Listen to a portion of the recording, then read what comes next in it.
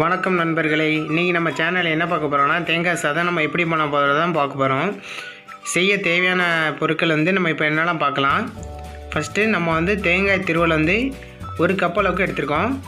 அடுத்தது வேர்க்கடலை 20 கிராம், கடலைப்பருப்பு 2 ஸ்பூன், உருட்டு பருப்பு 2 ஸ்பூன், மிளகாய் வத்தல் நம்ம 10 எடுத்துருக்கோம். அதுக்கடுத்து கருவேப்பிலை தேவையான அளவுக்கு எடுத்துருக்கோம். இப்போ ஒரு கடாய் எடுத்துருக்கோம். அந்த கடாயில் நம்ம எண்ணெய் ஊற்றிக்கலாம். எண்ணெய் ஊற்றினதுக்கப்புறம் நம்ம அதில் நம்ம எடுத்து வச்சுருக்க கடலை பருப்பை அதில் போட்டுடலாம். 2 ஸ்பூன் அளவுக்கு நம்ம எடுத்துருக்கோம். அதை நம்ம அதில் போட்டு கொஞ்சம் வறுத்து எடுத்துக்கலாம். எண்ணெயில்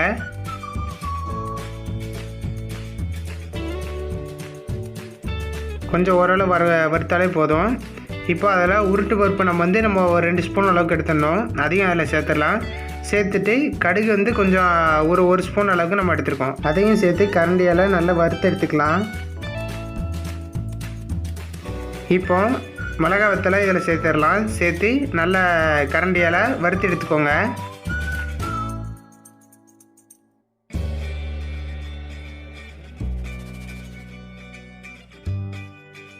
இப்போ கருவேப்பிலை இதில் சேர்த்துடலாம்.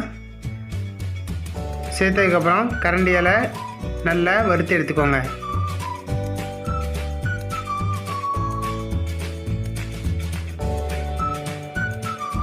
இப்போது இதில் நம்ம எடுத்து வச்சுருக்க வேர்க்கடலை இதில் சேர்த்துடலாம். சேர்த்து நல்லா வறுத்து எடுத்துக்கோங்க.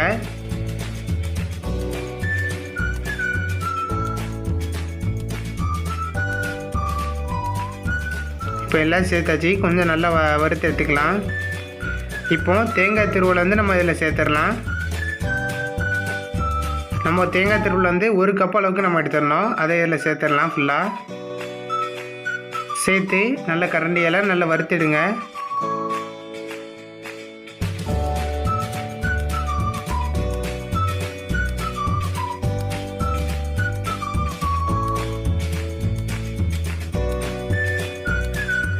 இப்போ நல்லா வறுத்து எடுத்தாச்சு. இப்போ சாதத்தில் இதில் சேர்த்துடலாம். இப்போ எடுத்து வச்சுருக்கோம். எடுத்து வச்சுருக்கோம். இந்த அவ்வளோதான், ரெடி ஆகிடுச்சு. இதே மாதிரி நீங்களும் உங்கள் வீட்டில் ட்ரை பண்ணி பாருங்கள். ரிசல்ட்டை சொல்லுங்கள்.